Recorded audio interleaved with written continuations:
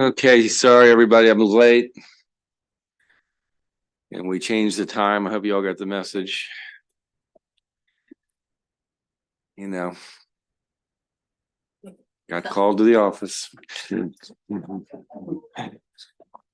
need to skip the first one. Okay, In the second, can I have some people from the department, just in case you all. okay. All right. Looks like we're going right to 482. Okay, so Senate Bill 482, this is Triple E was primary, they voted it favorable. So of course you'll find that on your computer. This is a bill that codifies the Governor's Office of Children and then creates the Enough Grant program that would advance place-based strategies targeting child poverty. So the bill statutorily creates the Governor's Office for Children, requires them to do the Enough Grant. On page 4, it talks about the purpose of the program, the uses of the grant funds, any eligibility for receiving an implementation grant. The grants have to represent the geographic diversity of the state. On page 6, there's a couple of reports and an evaluation, and then a special fund is created. And for fiscal year 2026, it requires a $15 million appropriation into the fund. And the 2025 budget, currently as passed by the Senate, has a $15 million appropriation into the special fund. Questions on this? Senator Corbin? You know the vote in EE by chance? It was full. Unanimous. Yeah.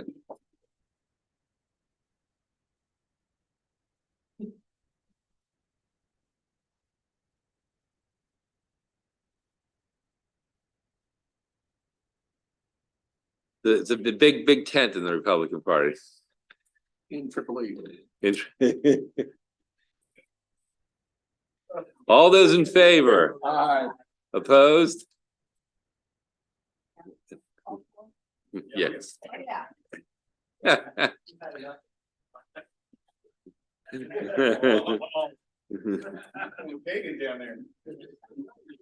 Okay, now.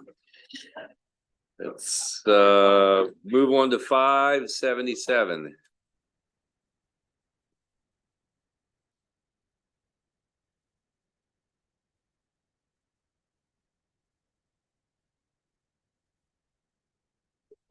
$577, you should have a reprint at your desk.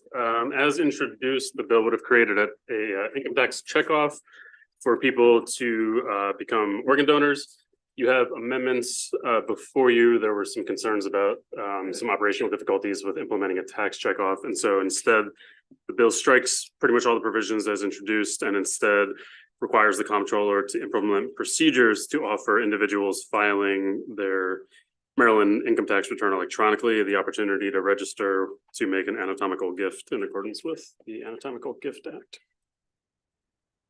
And so instead of taking effect 2027, it takes effect starting with this tax year. Senator King? I think it'll actually be easier. There's just a little box that you can click on and it takes you right to where you need to be to do it all. So I think it's fine. All those in favor with the amendment? Aye. Opposed? And JBR secondary on that, so we'll send that over to them. Oh, they're second. Okay. JBR second. Okay. 675. Oh, hey, welcome back. Senate Bill 675, we are, Triple E was primary on, B&T is secondary. This is a comptroller's bill that mandates information sharing between the Office of the Comptroller and the Maryland Board of Individual Taxpayers within the Department of Labor. The bill directs the board to develop and publish a code of ethics for tax preparers. And it authorizes the Comptroller's Field Enforcement Bureau to pursue financial penalties against scammers and unregistered tax preparers. the bill, the comptroller stated that it was necessary because some taxpayers have been scammed. These scammers are preying on the elderly, and there was testimony in reference to one person being charged $500 just to make an appointment with the comptroller's office. The amendments are technical and require input on the ethics code from the taxpayer community. Okay. As amended, all those in favor? Aye. Opposed?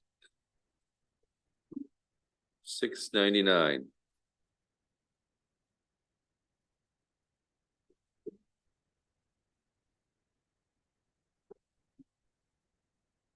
$699 is, it's a local Baltimore City bill that deals with the distribution of, and use of funds in Baltimore City for the community reinvestment repair funds from cannabis sales. There is a reprint at your desk, that is, making some clarifying changes regarding the money being routed to the city comptroller's office. As well as the, some clarifying changes. There are, each legislative district will have a council within the city. And then there are legislative representatives. The amendments clarify that those are non-voting members to avoid legislative veto issues. And requirements for the councils to develop government plans for the expenditures of the funds. Senator Corrigan, I know in the testimony, the city opposed it. Where the delegation? I didn't see it. Do we have a delegation letter in there? Yeah, I've been told, the email that came through wasn't clear, but finance staff told me that they had a delegation letter from the city. Okay. Thank you.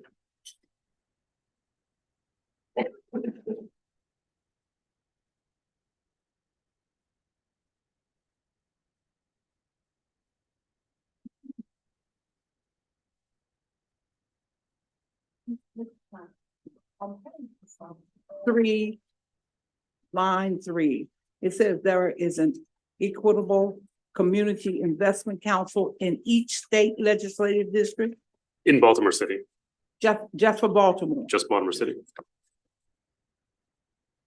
they were unanimous vote out of their delegation. Okay, thank you. All those in favor as amended? Aye. Opposed?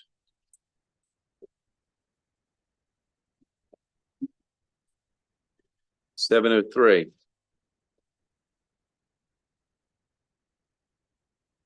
Senate Bill 703. You should have a reprint on your desks as introduced. The bill would require the comptroller to create a procurement dashboard on its website. The amendments alter that slightly so that the comptroller's office would still develop it. There's amendments requiring that there's a governance committee composed of liaisons for the BPW, so the comptroller, governor, and state treasurer to review the contents of the dashboard. And the dashboard will be developed by the comptroller's office, but will be published on the Board of Public Works website. And then there is amendment striking a requirement that it be compatible with the comptroller's online payment processing portal. And the bill is introduced required beginning in 2026, the governor to include certain items in the budget that's accelerated to 2025.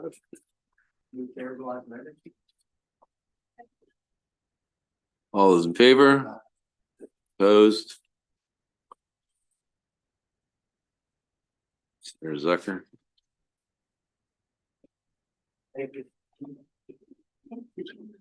Do you have another? All right, 706. 706, this is a joint committee on pensions bill. This requires, this deals with an issue where there were members of the law enforcement officers plan retiring and then turning around right away and running for election or re-election as sheriff. The system brought this to the attention of the Joint Committee concerned with IRS tax qualification issues. The bills introduced would have required the suspension of a benefit for a retiree if they had retired and become sheriff within 5 years of retiring. The amendments reduced that to 1 year. And the amendments also clarify that the bill would apply prospectively only to people retiring on or after the effective date of the bill. All those in favor as amended?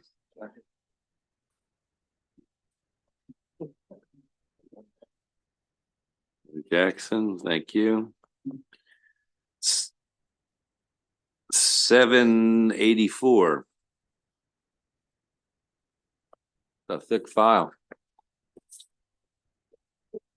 Senate Bill 784, the bill as introduced would have imposed a gross receipts tax on firearms and firearm accessories and ammunition.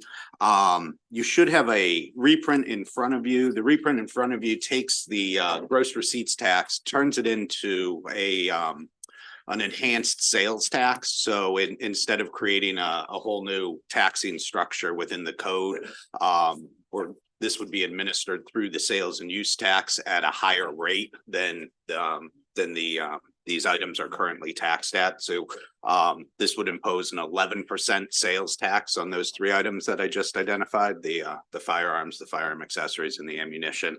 And then the distribution stays the same. So the revenue off of that additional 5% would then run through the formula of the bill as introduced. There is in the reprint, there's a sales and use tax exemption for law enforcement, members of law enforcement who purchase these items. The discussion yesterday was to make the exemption limited to just the additional 5%. So the reprint doesn't reflect that, but that was what was discussed yesterday at the work group, was to make the exemption limited to just the additional 5%. So they would still be subject to the 6% that these items are currently subject to. And then We can come back to that. Go ahead. Okay. Finish up. And then the reprint just identifies the exemption for law enforcement officers. The bill as introduced would have included members of the National Guard and members of the armed forces. So we can include them if that's what the committee would like to do.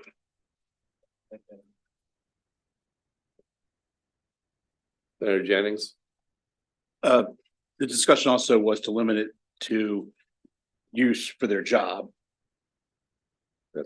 For law enforcement, should they're, buying stuff to do their job in law enforcement or train practice for their job, but not, buying I'll include shotgun that. shells to go shoot, to go hunting. I'll include a limitation in the statute that says that it needs to be in relation to their work as a. Perfect. Thank you. Yeah.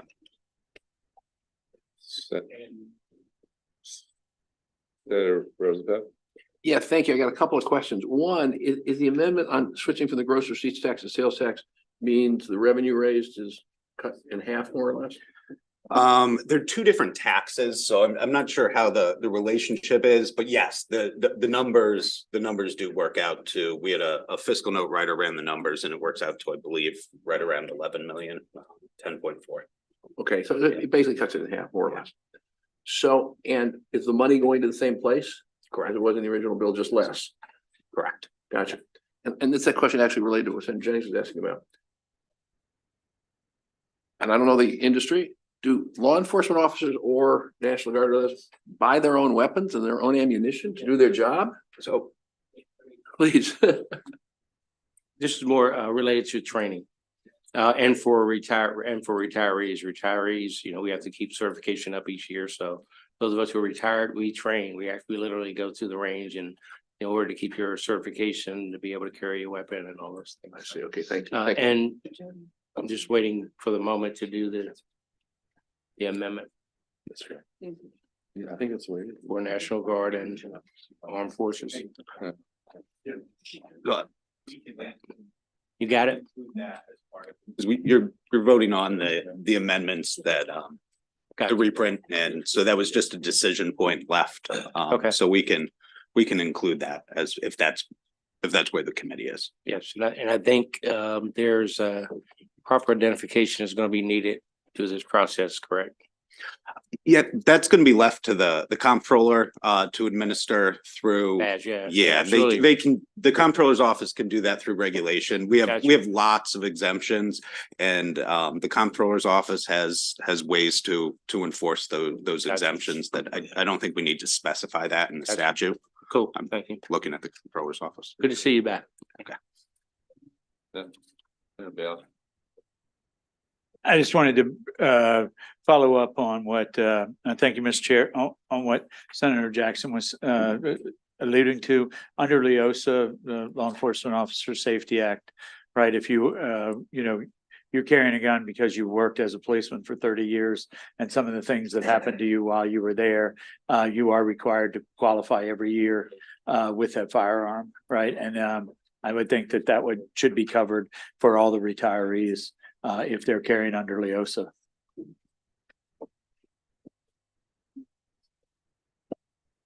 Senator. Thank you, Mr. Chair, and I fully support the exemption for law enforcement officers with the caveat when there's a nexus to the training. And that's what I heard from at least my FOP about needing to buy ammunition, particularly for training. The amendment as it reads now, though, has firearm accessory, or ammunition, and I would like the committee to consider striking the word firearm and keep it limited to ammunition and accessory for that tax exemption. I think that's fine. You could buy it For the job. You bought you. Perry is active duty officer. If you're like, hey, I don't like what they've issued me, are you allowed to go out and buy a different type of service weapon? So each department is a little different. I am familiar with departments that allow you to carry your own weapon, right? And because there are some departments that don't issue you a weapon, right? But the other thing is you could carry secondary weapons, where your first weapon might be a big, gun where you would, if you were trying to carry it in the summertime, right? A big full-size handgun that sits in your uniform holster might not be appropriate to carry in a pair of shorts, right? You'd have a smaller gun, and departments do not purchase them. They allow you to wear them. And, if you were working in a plainclothes assignment, you could carry that gun. You'd have to qualify with it, but most of the time you have to buy that on your own.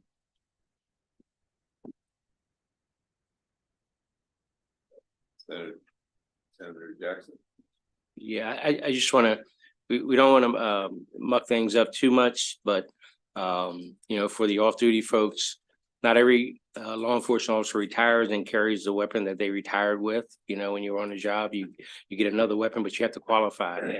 And the standard means you have to qualify with a weapon that meets a particular standard. So they can't carry anything they like to carry, something that's outrageous. But I think I'm not sure. I'm thinking that we're pretty good and we're pretty safe.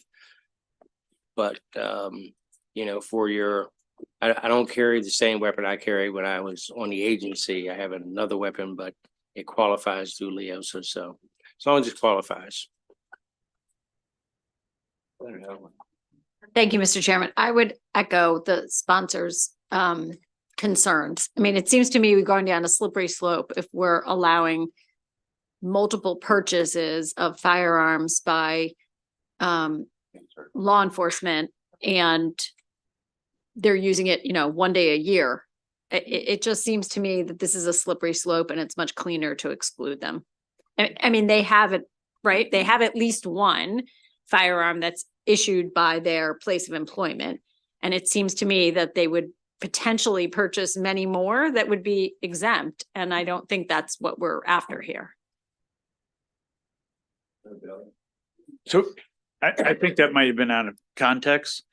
You're required to qualify one time a year on that unfortunate situation that you ever might have to use your firearm. right? And so, but the state law requires you to qualify, but being an instructor for 20 some years, the fact is if you don't shoot on a monthly basis, right, and keep your proficiency up, right? If something does go wrong, you might, you might not hit what you're aiming at, and you want to be proficient. You want to go ahead and, go to training. You want to do everything that you can to make sure that you're familiar with it. So it's not just shooting one time a year, right? That's when your qualification is. And the other This thing is is just about, Senator, I Yeah. think it's just about whether or not they get the tax exemption. right. I mean, certainly, we want them to be able to buy what they need to buy, but they can, right? This is just about whether or not they're going to pay the sales tax at the higher level. Senator Corderman. No, I just follow up with some of our colleagues here said that had the experience in the law enforcement community, if we're allowing the purchase of the ammunition to be exempted, well, obviously you're gonna need the gun to put the ammunition in. And if some departments don't actually provide that weapon and have to buy it on their own, again, these are for a certain segment of folks, law enforcement officers. I don't see why that would be an issue. So I think we leave it the way it is. Okay, Senator McCray.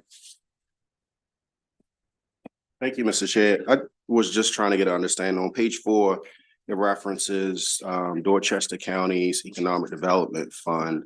I don't know if that's current law. Yeah. Okay, perfect. And then the second one was, Mr. Chair, I raised the same thing I raised, I think yesterday when we voted on the bill. I can see where the money's being appropriated to. I can see what the intent of the respective General Assembly is, but like just reporting out a significant amount of resources going to these facilities or going to these different subject matters and getting the understanding that the money's being spent on what they said is being spent on. So is there reporting requirements in here? Not in the bill, but I mean, there will be for the other bill, which will require overall the amount of money coming in and what it's being spent for. I mean, we can put some in here. I don't have a problem with it, but I think we're gonna get that information is the bottom line. They are budgeted entities that we will get reports on every year. I'll say this. Obviously, I got the unique opportunity to be the subcommittee chair. When asking the agency, MHCC, who was leading that effort, hey, what was this there? That almost seemed foreign to them when they responded. Okay, fair enough. Yeah, just a quick clarification question. I think for Senator Bailey, because I wasn't quite following what you were saying. Is it the case that there are some local law enforcement agencies that don't pay for the gun for their staff who are on the job using a gun? That's my understanding. That's correct. That blows my mind. Okay, thank you. All right, I want to put this particular issue just on the side for just a second, because I think we have some other things to deal with. As it is in the, I guess, amended version at the moment, it's just, what did you say about the differential between the 6 and the 5? 6 and the 5 with regard to the exemption? Yeah.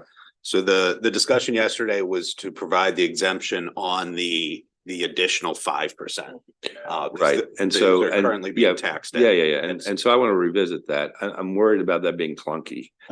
And not just for the comptroller, but for the point of sale. Does anybody have any thoughts about that from the comptroller's office?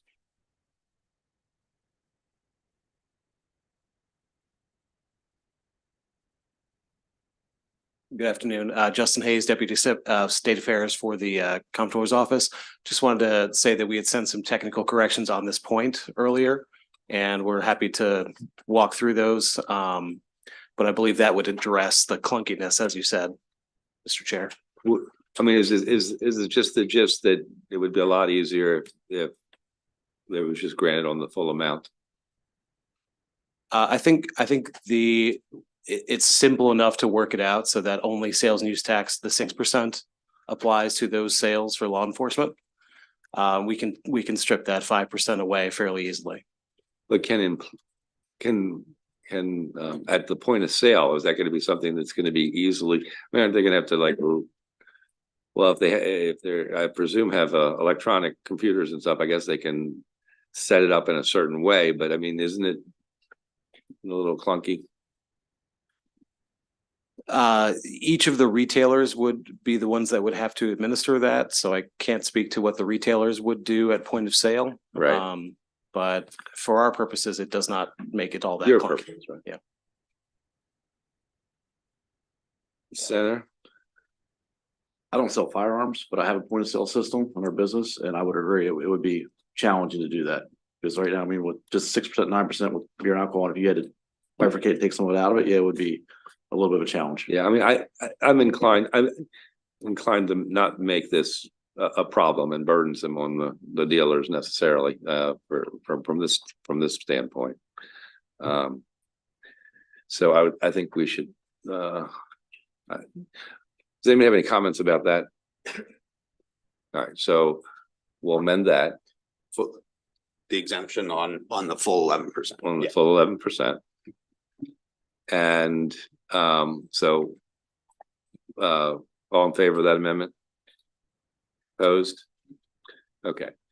And so the senator started off with this issue about the guns, and whether or not they were, there's certainly circumstances where someone, a law enforcement officer is purchasing a gun that they may use on the job. But I don't think that's really what we were going after here. I think we were talking about training exercises and the need to buy ammo and the need to buy ammo on a regular basis. And to me, it seemed to me that was sort of the nature of what we were trying to do to make sure that they had the exemption. So I personally would prefer that also. So will agree with that amendment, and then as a second, and we can talk about it if there's any more further discussion on this.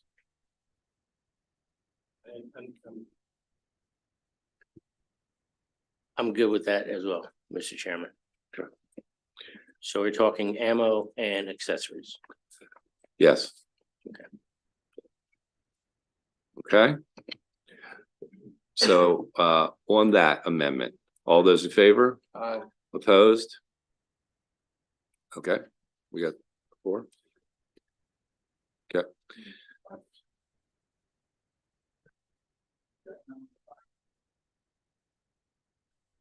Okay. And then one other point of clarification, the bill, as it came in, as it defined law enforcement agency, it said state, county, municipal, used a lowercase s, which means out of state. Do we want to limit this to only in state? Was that the intent? I think that's certainly the case, unless anybody else has any objection. Okay. You please. So you're telling me in legislation, if it says small s, it's out of state? That's how we read it? I didn't know that. I'm just. Yeah, well, small, when we're referring to Maryland, we use a capital S for state. Here, it would be. All right, that's interesting. I never realized that. I'm Next not time I sure it look would be at interpreted that way, but if we're referring to state Maryland, we're gonna use capital S. Learn something new every day. Now I'm gonna look at all my And bills. budget and tax, you do. That's what we Do, here. man. It is the unnumbered page, 2 pages after page 3. Page 5. Sorry, the reprints don't number. Okay, Senator Roosevelt. Yeah, just on that point, can you reread the words you say, if state? Oh, it's for law enforcement agency, it's a state, county, or municipal police department agency.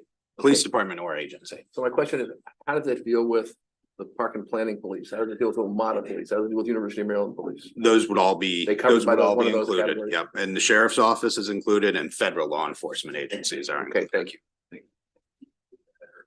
Senator Alfred. Thank you, Mr. Chair. Matt and Deneen, we did have the Wayfair piece that the comptroller's office brought up about if someone were to purchase ammunition on, I don't even know if Amazon sells it, but online, to make sure that they would be subject to sales and use tax. So I'll defer to Justin here. If we're going through, that piece was necessary, I thought, because we were creating a new gross receipts tax. Okay. Here, the standard sales and use tax provisions already address the covered. Wayfair issue. Okay. And so that's part of why the benefit of moving to this the sales and use tax structure that we already have is all of those components of the sales and use tax structure are gonna. That's correct. Good. There's already language in Comar as well that handles Okay. that for the nexus argument. Just want to cross the T. Okay, thank you. Senator Bailey? To verify that when we're talking about law enforcement agencies, does that cover corrections? I believe it does, but Senator? There's a component of the Department of Corrections that are trained up. They do a modified academy for those with the weapons. That's what I'm, Senator, that's what I was pointing out in our, Yeah. the counties we have corrections officers that work in the jails. They all carry firearms. They all have law enforcement powers when they're there. But I don't know the way this is worded, whether they're covered. So it does refer specifically to police department. So I think if we do want to include members of the Public Department safety. of Corrections, Public correctional safety. officer. Public safety, Yeah, if you that- say corrections, you also have parole and probation folks, you have So we'll change, home detention folks, you have, so.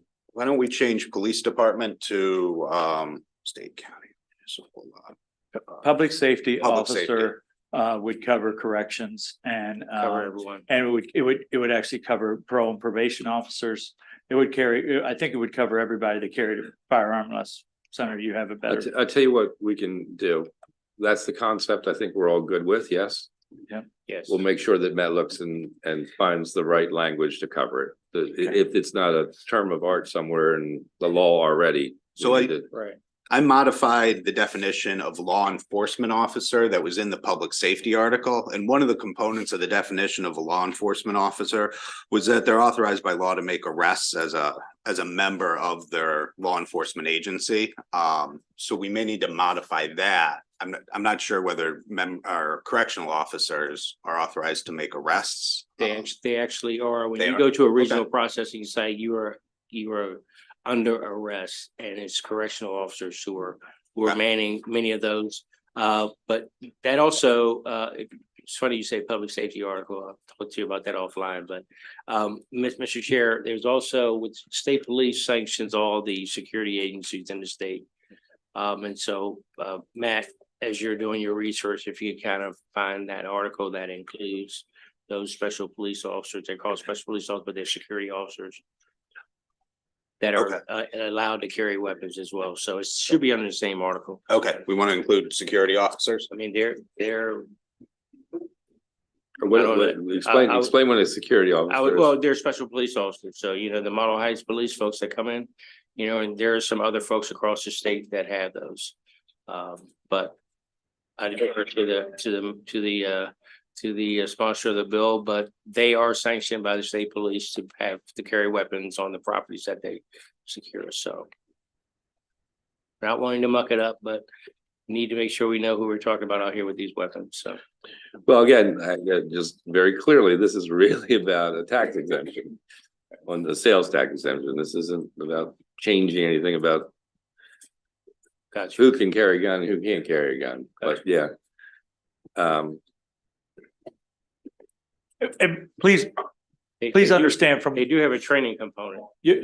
from where I sit, right? We're still talking about whether we're talking about the extra 5 or what, we're talking about 6%. And there's a lot of people that live in Southern Maryland that work, in the district. They work all over, in any one of the metropolitan counties. But the fact is, they're all going to drive to Virginia to get their ammo.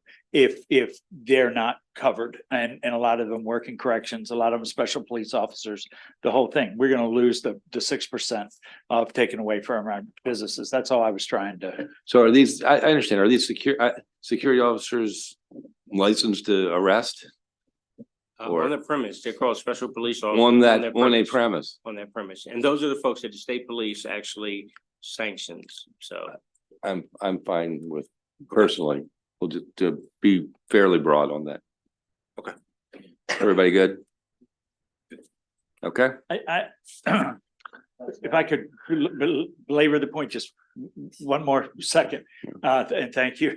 It is the fact that these special police officers, they're the ones that are making just a little bit over minimum wage. They're working, but they're also the ones that are buying their own guns. Yeah. gotcha. Right? And so. Got it. Okay, that's fine. I mean, you got enough to come up with an answer on. It sounds like it's the ability to arrest. Wherever they're arresting. yeah. So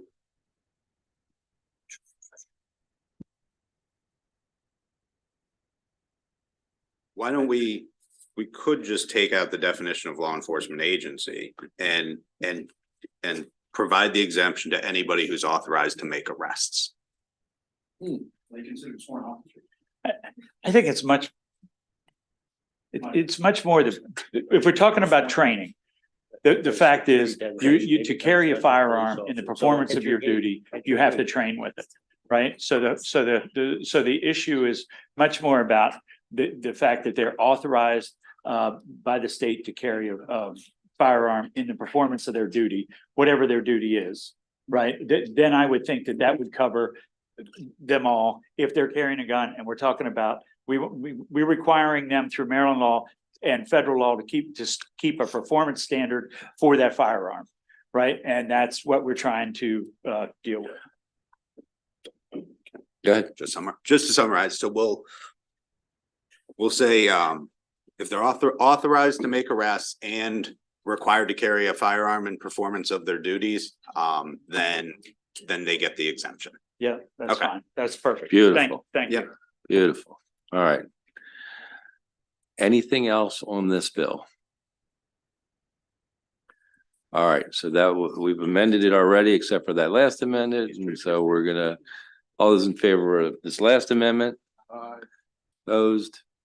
Okay, now the bill as amended, all those in favor? Opposed?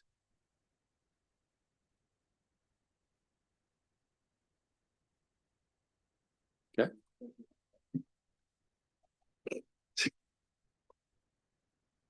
JB, stop. Stop. All right.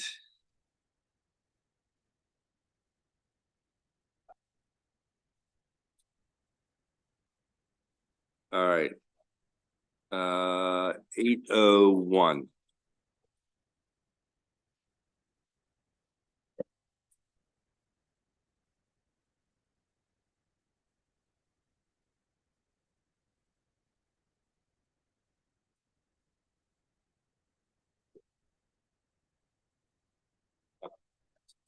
Change in direction. 1065.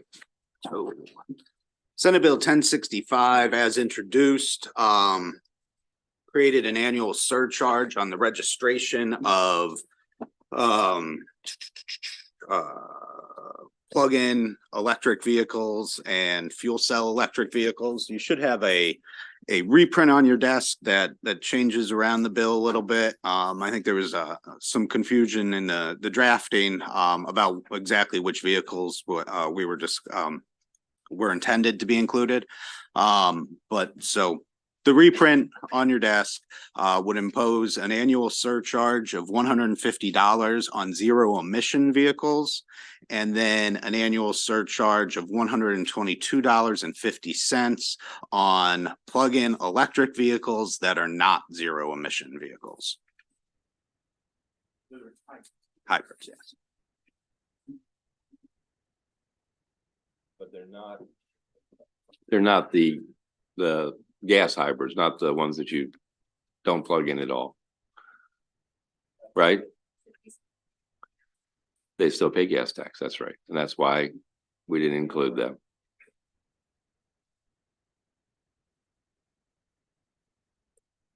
And then the rest of the amendment strikes the requirement that the revenue attributable to it would be required to be spent on zero emission buses and zero emission fleet vehicles for the state. And so the money would just go to the TTF. Everyone understand? Okay, what's that? Well, the amendment strikes that.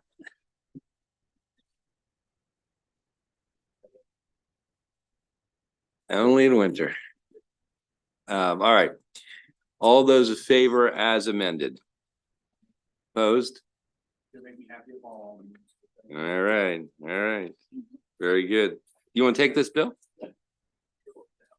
All right. Woo. All right.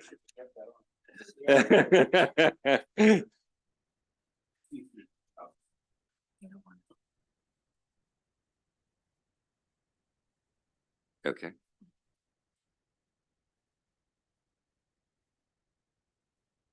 All right,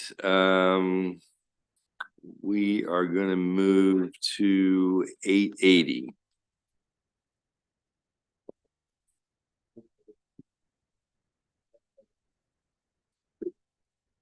Senate Bill 880, this is a joint committee on pensions bill. This deals with the calculation of average final compensation.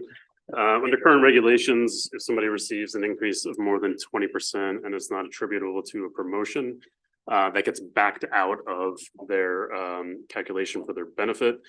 Given that over the last few years, there's been a lot of focus on compensation, there's been a number of studies resulting in increases where the system actually found employees just being brought up to kind of like the midpoint and equitable compensation, running into an issue with that 20%. The bill as amended would establish that when you're calculating that, it's not going to be considered an extraordinary salary increase if it is attributable to review and adjustment to the compensation for position classification that either addresses inequities among the compensation within the classification or is increasing compensation to be more consistent with market compensation for the classifications. There are some amendments. Their bills introduced did not include the retirement systems, so it adds those in there. And then for all of the provisions, there's a clarification on the process by which an individual would notify the state retirement agency that they would be exempt under these provisions. Okay, subcommittee chair likes it. All those in favor as amended? Opposed?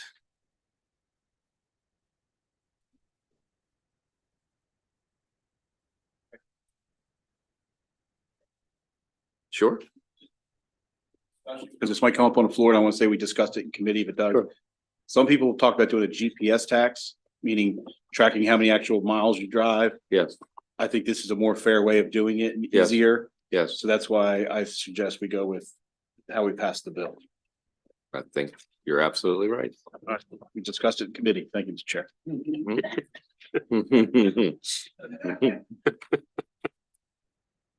All right, 881. Senate Bill 881, you should have a reprint at your desk. As introduced, the bill was altering the number of years the state may recover amounts incurred for a project for a federally qualified health center if the property ceased to be used as an FQHC. The amendments clarify that, make some clarifying changes. So instead of reducing from 30 to 15, it reduces from 30 to 15 in situations when the property was leased by the FQHC. So after that 15-year period, they would no longer be subject to recovery. If they own the property, the 30-year window still applies.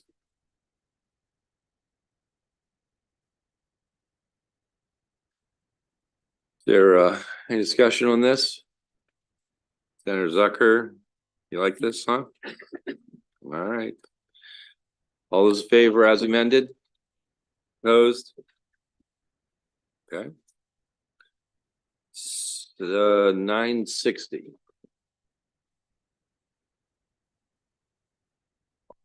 This bill you all heard on Tuesday, and you have a reprint on your desk. What this one does is it establishes what's called the Climate Technology Founders Fund.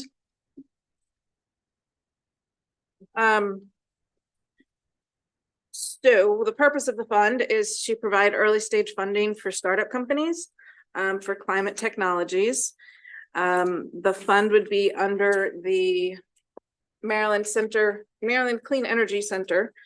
The recipients must provide one-to-one matching funds.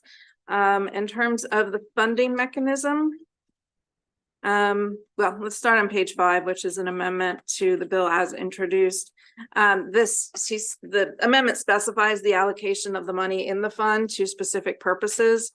And even though those allocations add up to more than might be in the fund, they are as caps. And then the funds need to be additionally allocated 40% for minority, women-owned, and veteran-owned business startup companies, and then 40% must be used to provide grants for startup companies from minority-serving institutions. The funding provisions begin on page 6 and begin on line 18. These are the Strategic Energy Investment Fund provisions. And you can see that this bill is introduced is current law has a portion of CEF going into the small minority women-owned business accounts. And according to reports from them, Commerce has not ever used that CEF money. So this bill is deleting that allocation and instead on page 7, saying that 1.2 million in fiscal 25 through 28 would go to the Founders Fund. An additional amendment on page 7 between lines 5 and 19 is striking another current law allocation of CEF funds. The rest of the amendments are conforming to those adjustments to the uses of it. And then there is a authorization for the governor to transfer up to 2.2 million into the fund. However, the way that the CEF into the small minority women owned has worked, there's not actually a pot of old money, unused money sitting in the fund. It's always kind of reverted back. So really fiscally, this would be just dealing with the 1.2 million, sweeping it, canceling the transfer of that 1.2 into small minority, and then putting that transfer instead into this fund.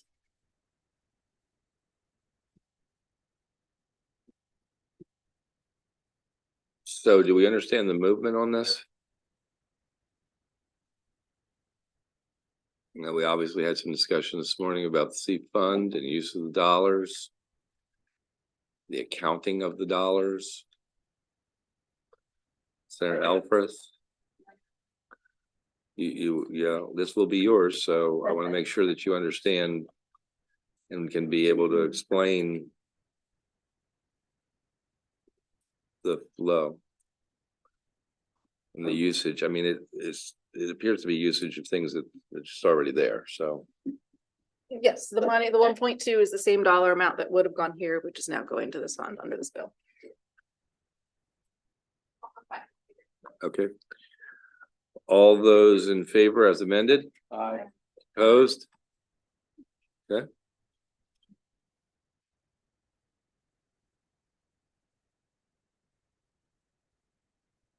Uh, 972. Senate Bill 972, this is a pension bill. This is moving individuals employed in certain positions in the Department of Health into the correctional officer system. There is a reprint before you. And basically what the bill is doing is, you have security attendants at Clifton Perkins that have been in the correctional officer system for decades, I think probably since inception. And there are a number of positions under the Department of Health that are performing similar functions.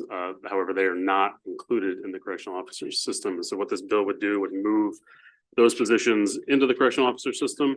In the reprint, there is on page 6, at the request of the system, for just to kind of lock in the tax treatment and avoid any issues there.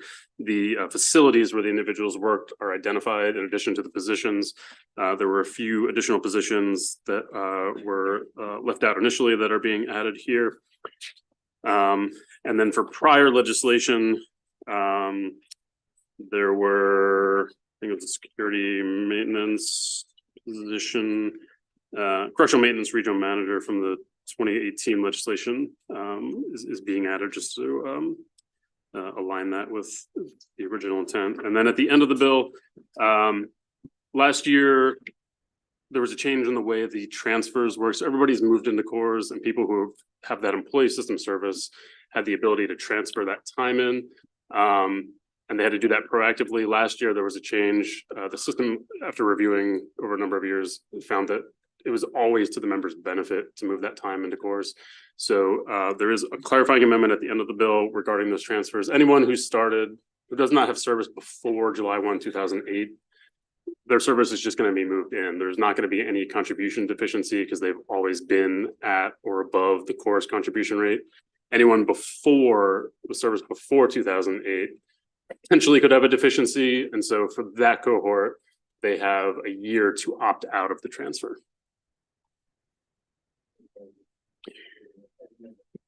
Thank you. This is, just so you know, I've been working on this issue, these issues for these individuals in these positions for years, in various ways. I think they have very difficult jobs, and we need to compensate them appropriately, and we need to train them appropriately, the whole bit. We've been working on this for years, and these are important people in safety of other employees and of clients. So I'm happy that we're maybe able to move forward here once we vote. All those in favor is amended? Opposed? 974. Senate Bill 974, you should have a reprint. Oh, sorry, there is an updated reprint that is being handed out. Keep one for yourself.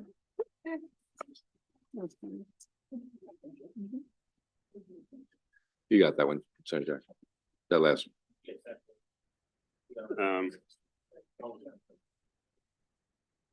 As well as being passed out, this bill would establish a fee on phone bills of 25 cents per month for the 988 system, similar to what you already see for 911 purposes. The amendments in the reprint before you do a few things. So the first thing it does is it adds an exemption for the federal lifeline program. So somebody enrolled in that federal lifeline program, which I believe is for like low income individuals to be able to have access to make calls to 911 or 988, exempts those lines from the fee. And then the amendments authorize, you'll see this on page 4 on the reprint. For the first 3 years, it authorizes the comptroller's office to use funds from the fees for administrative purposes. This is consistent with what you see in most of all the other taxes. It puts for the first 3 years a cap of 6%. And then after that, beginning in fiscal 2028, the cap would be 3% of the fees collected. That's still also subject to the necessary expenses. So it doesn't necessarily mean they're going to get that cap. They'll get what they need to administer it subject to the cap. And then the other thing the amendments do is they kind of bifurcate the bill. So for most of the lines, starting October 1, 2024, you'll have the 25-cent fee per month added on. And then if you go to page 6 of your reprint, down at the bottom, you'll see this new section 2. This section 2 will be delayed until 2027, and these are for prepaid phones. So the fee is collected at the retail transaction due to some operational hurdles that need to be crossed.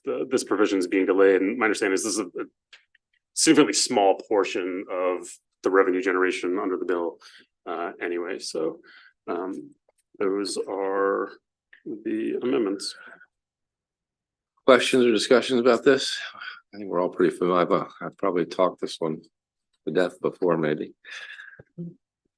Yes, thank you. Pay attention. All right, all those in favor as amended? Opposed? I'll take that one. All right, 10-14.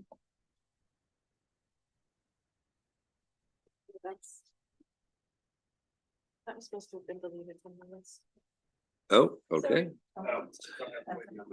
Waiting, okay.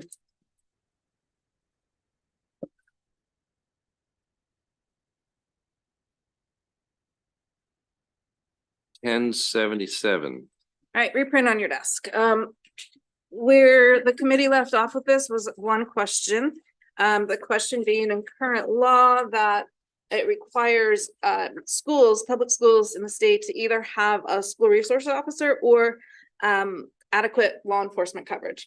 The question asked was, can the Safe Schools Fund, it covers adequate law enforcement is eligible as a grant under current law.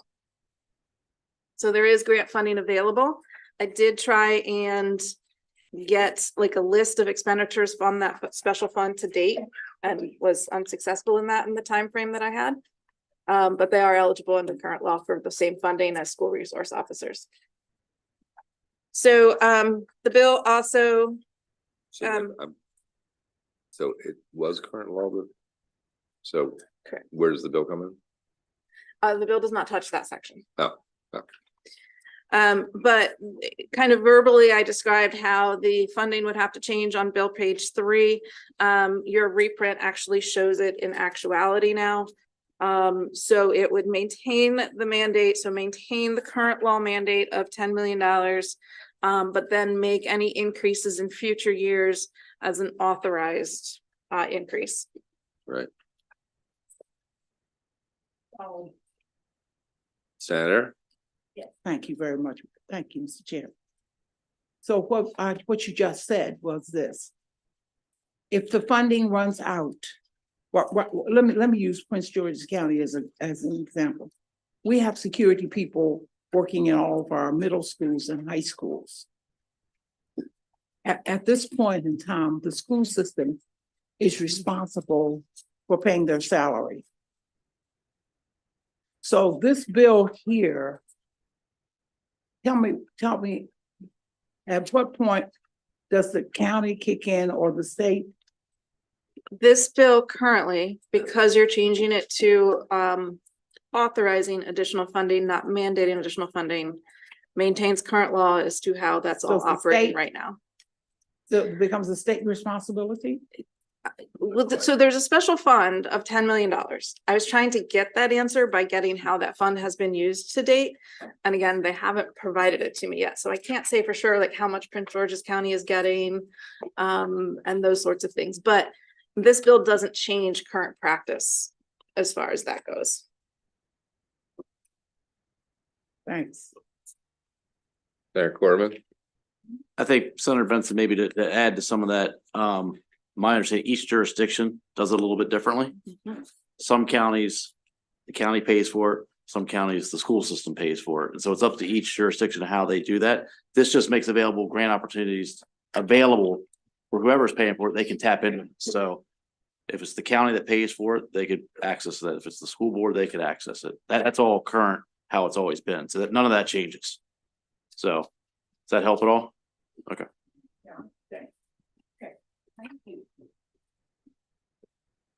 Okay, yeah. Senator Sullivan? I'm seeing that this is amended, but It is? I don't have an amendment. Oh, do you have a I don't have it in reprint in my your stack. stack? It's the reprint. That's The only one I reprint is don't have. amended. Oh, Oh, thank oh, there you go. you. I got it now. Great. Okay, It's any other outstanding questions? bill. All those in favor as amended? Aye. Opposed? Quarterman.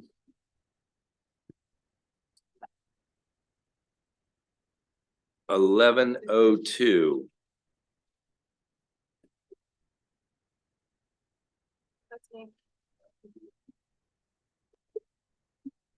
Okay, this one is out of triple E. You guys are secondary on it. And I guess it's kind of been, this is a departmental bill for the Accountability and Implementation Board. Again, you have a reprint on your desk. Triple E did do some amendments, which I'll describe when I get there. So kind of, I don't know, I suppose you could call this bill kind of technical and clean up. And as the blueprint has been implemented, various things, the IIB has said that they needed to be tweaked. So the first one on page 3, this is just saying both for duty centers and family support centers, that the grants that are in current law can be used for multi-year to start with planning and development. So that would help. You'll recall the blueprint required certain number of additional centers to be opened. So this would be planning opportunities for that.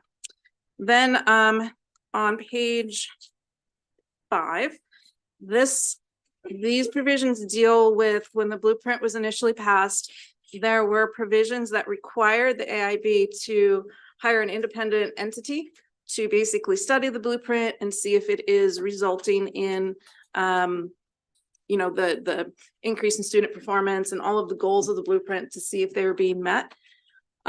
This here that changes the due date of that from October 1 of this year to December 1 of 2026. And then therefore the next change is the time at which that evaluation is used to determine whether it should be continued. On page 6, this has to do with the National Board Certification stipend or extra funds that they could get. From AIB testimony, this was kind of as intended, but the law needed to be clarified that this would be available for non-classroom teachers, which are defined here, administrator, assistant principals, etc., that would be eligible for that. On the next page, this deals with the pre-kindergarten expansion or pre-kindergarten program. This here in the middle of the page, it describes the requirements of a pre-kindergarten program in order to get funding. And this deals with current law. It says that there needs to be at least one teacher certified. The bill is adding or a teacher with a bachelor's degree who plans to pursue state certification. Then on the next page, the bill created back in the blueprint bill created kind of a loop of notification requirements for kids who might be eligible for the pre-K. And this just kind of finishes that loop of notification saying that the social services and local health needs to also provide the local school system the name of the kids that they notified could be eligible. Next is for the career, college and career readiness standards. This is the amendment that they did. The deals with dual enrollment. So dual enrollment is one of the pathways that was created in the blueprint. And this says that the state board and the AIB can limit the number and types of courses that a student can dually enroll in. I believe the intent here is just to kind of narrow perhaps what a student would do to make sure it actually is part of their pathway to finish high school or degree in an efficient manner. Then on the next page, this on page 9, this again for family support centers does the same thing in terms of a planning year for the grants. Beginning on line 13, this moves into the loan assistance repayment program, the Nancy Grasmick one specific for teachers.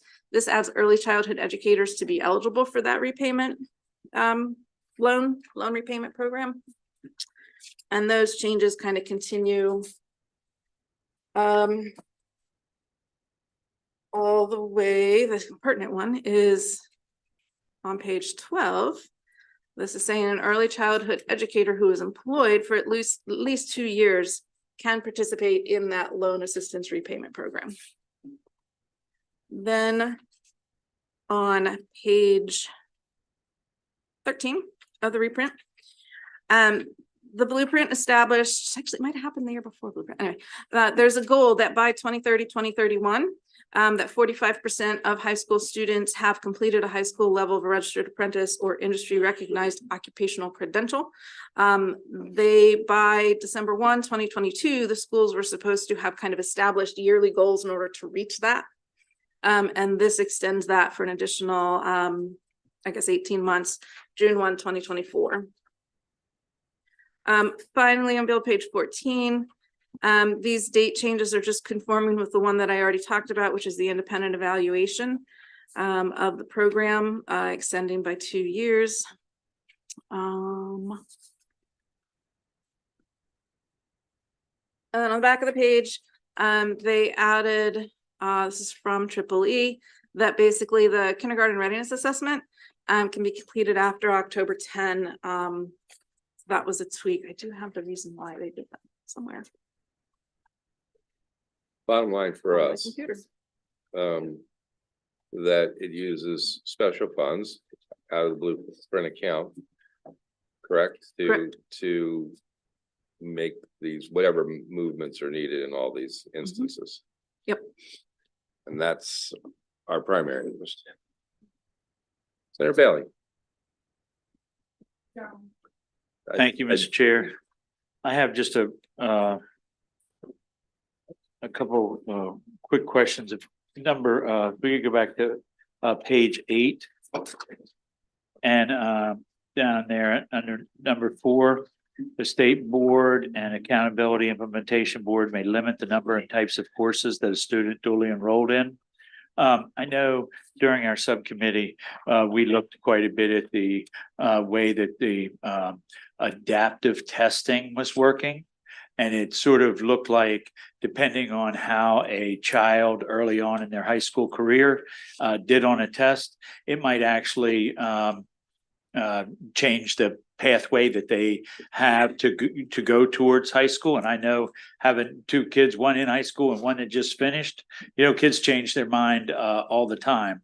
And I just was making sure that this wasn't going to limit a child that changed his or her mind to be able to explore other avenues as they're going through high school. If it's actually going to limit their ability to take dual enrolled classes. Well, I suppose the answer is potentially. The law doesn't say that it won't. However, the way that it's drafted is it's the State Board and AIB through discussions would decide how to limit it. So it would be leaving it up to them as the policy making bodies to decide exactly what courses would be in or out. So my fear with that is if a student does bad on one test when they're in 9th grade, does that then change their course curriculum and how they can perform the rest of their high school? I can't answer that based on the bill. The bill is silent as to that.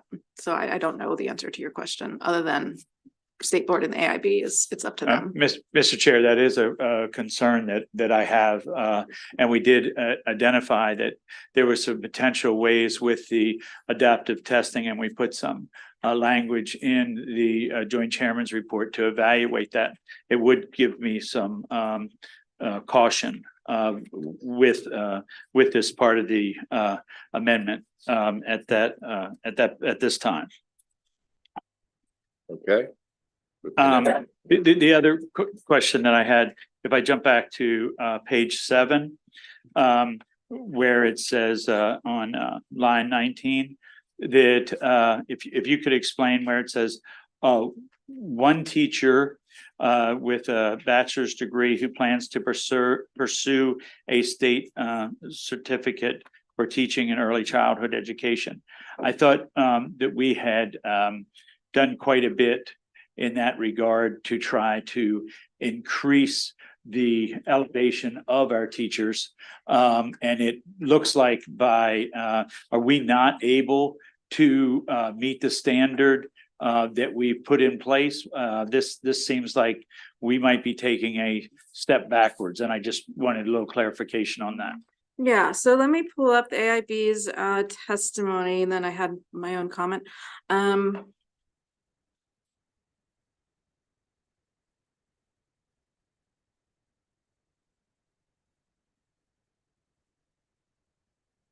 it's clarifying that the changes of the high quality pre-K staffing requirements that were passed in the 2023 session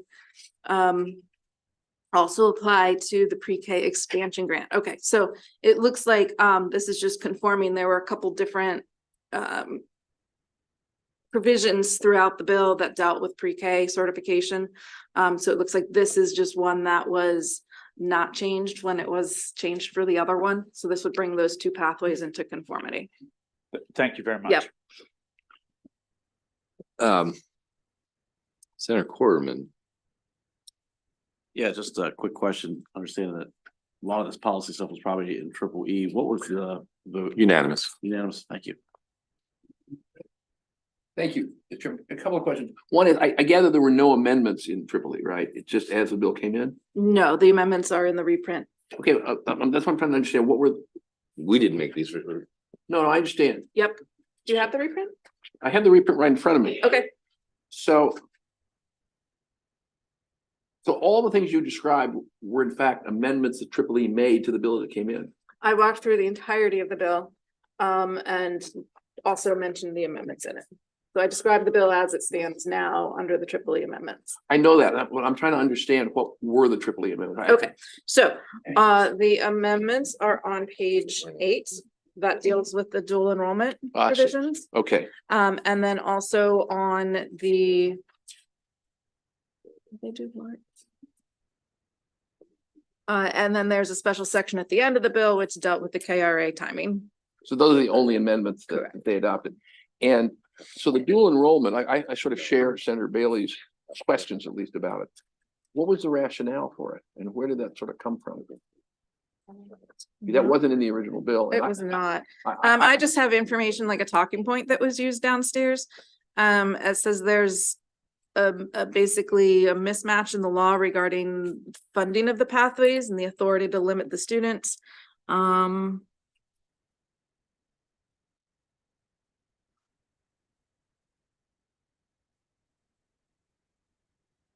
Okay, so because there's no kind of defined which ones count towards CCR and which may not, this says that basically under current law, any student can request, any program, but they're not being funded, and apparently there's a patchwork across the state. And so some counties have had to limit the school, and this would make it equal across all counties so that it's not a patchwork. It would become a unified policy of what would qualify and what wouldn't across the state. And this was an amendment proposed by the AIB or proposed by? I don't know who proposed it. Mr. Chairman, I know this is not our issue. I got that. I want to come back to our issue, but I really would like to understand that better talking to Triple E. There's another issue that I didn't notice when I attended the hearing for the B&T, but it didn't cover a bunch of this stuff. Okay. And the other is it's a technical issue, but it is a technical bill. It's under the goal of the 45% on the apprenticeship or industry recognized credential. Mhm. When we passed the blueprint, we left out the word another because an apprenticeship is an industry recognized credential. And in fact, AID ended up having to people were very confused by they put out guidance. And if we're going to make technical corrections, I'd like to talk to Triple E and AIB of potentially making that correction in this bill in the future. So. Okay. Senator McCray. Mr. Chair, I share the same reservations that my colleague, Senator Bailey and Senator Roosevelt. This is a broad amount of authority. I read through the AIB's testimony. It wasn't like they came recommended. It's almost like a ghost, like we don't know where did it come from and for what reasons. I do have programs in my respective district that have dual enrollment. This hasn't been like an issue, so understanding like what is the issue? And I get that this isn't a budget and tax issue, but we're all voting on it, and I don't know what it is. Fair enough. Okay, what I was gonna suggest that we do is hold it, but I know that Senator Bailey's got an issue and he's concerned about. I don't know if you can, in particular, I presume that just the three of you that have issues at this point. I think if the three of you can get together and have one conversation maybe Yep. with whoever you need to, Rachel or whoever. Yep. I think that would be a good idea. So, Also at the bottom of page number eight, it talks about the state board and the accountability and implementation board may limit the number and type. Does that supersede the authority of the local school board? Interesting question. It's a question we have to address. The way I read it in terms of, so I know Okay. when students take the dual, when the students participate in dual enrollment, the school system itself, the school board of the school system itself have those children tested. And basically, they're the ones pretty much make the decision along with the parents as to whether or not the students can be involved in a dual enrollment right. and how many courses they can take. The key here, I think, is right now there's a funding mechanism so that the school systems would pay for these courses, right? So I think the key here is understanding that this limitation would apply to that. I don't think the intent is to limit, if I'm student A and I want to take something on my own and pay on my own. I don't think that's what this is talking about. This is talking about what would be part of the funding requirements of an LEA.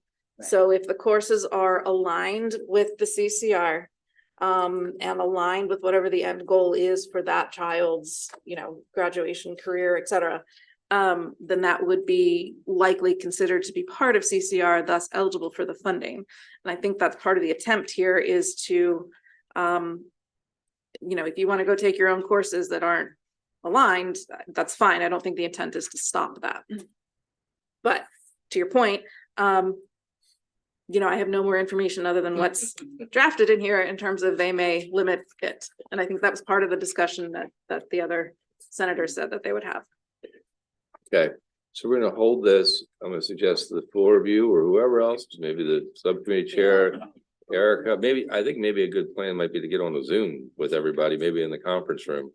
Right. And we can hopefully handle all these questions at one time. All right, You want me to send that up? sure, that'd be great.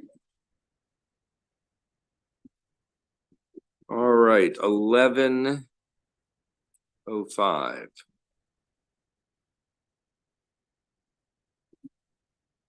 Erica.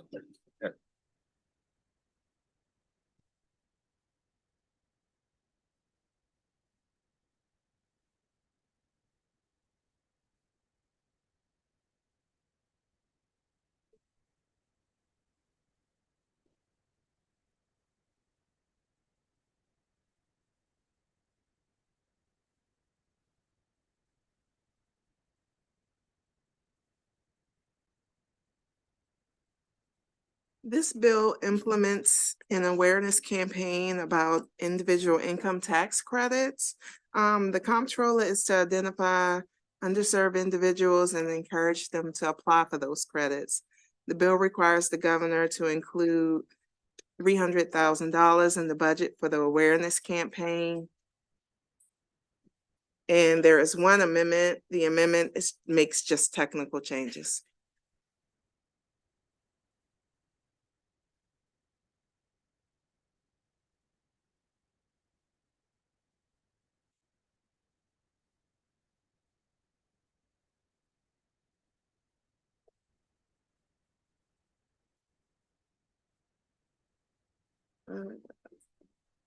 It's 300,000.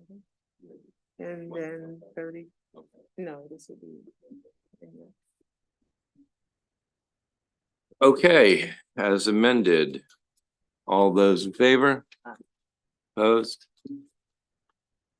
Okay. Senator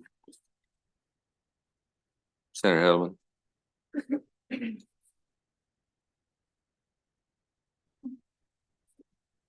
This just in. This is Senate Bill 1120. You also just heard it on Tuesday. This is the annual bill from the University System of Maryland that gives them the authorization to issue bonds for academic facilities.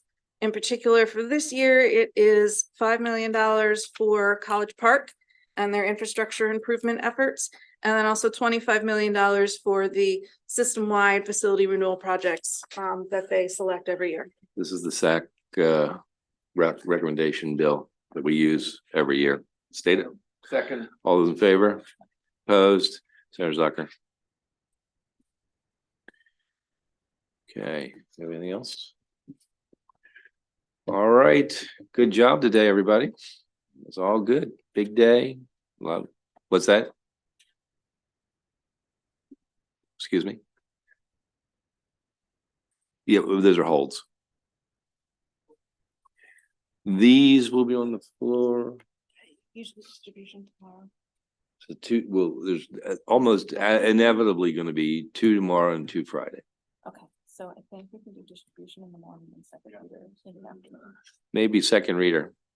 I mean, second session.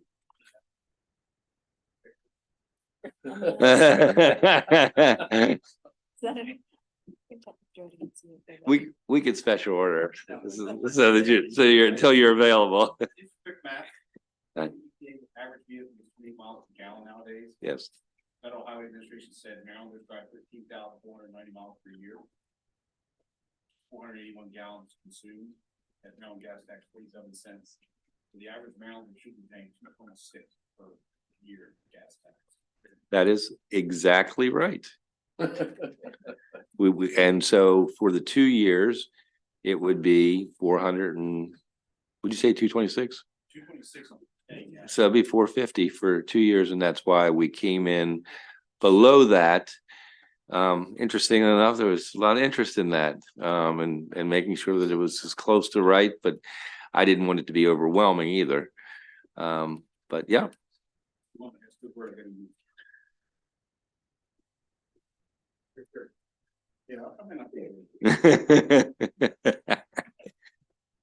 All right, good job again, everybody. We'll see you